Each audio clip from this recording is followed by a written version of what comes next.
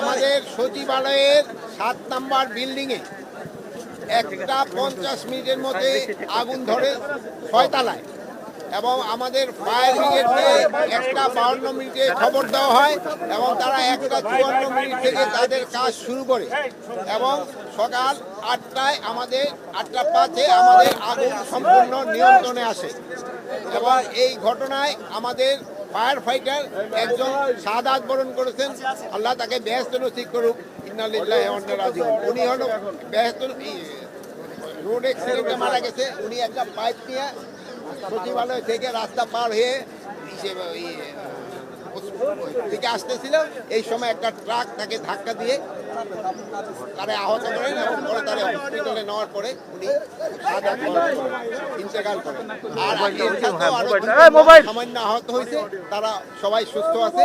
আমরা এখন ভিতরে কি হচ্ছে তা আমরা ভিতরে দেখবো এবং পুরা সার্চ করার পরে কোনো কিছু পাওয়া যায় কিনা আমরা আপনাদের জানাতে পারবো।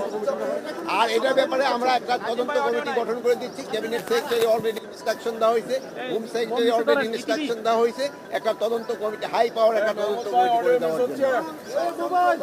এটা ইনভেস্টিগেশনের আগে আমি তো বলতে পারবো না, ইনভেস্টিগেশনের পরে আপনাদের আমরা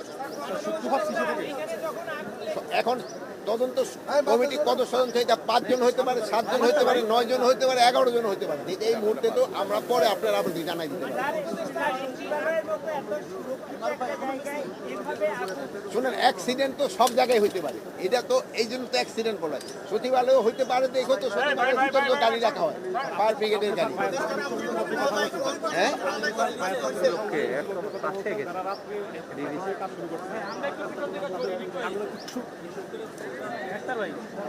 এটা ইনভেস্টিগেশনের পর তদন্তের পরে বলা যায়।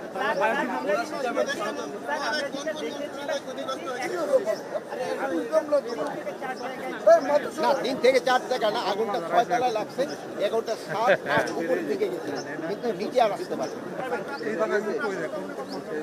প্রাথমিকভাবে আমরা বলতে পারবো না, একটা ইনভেস্টিগেশনের পরে আমরা। আচ্ছা, ভালো থাকেন।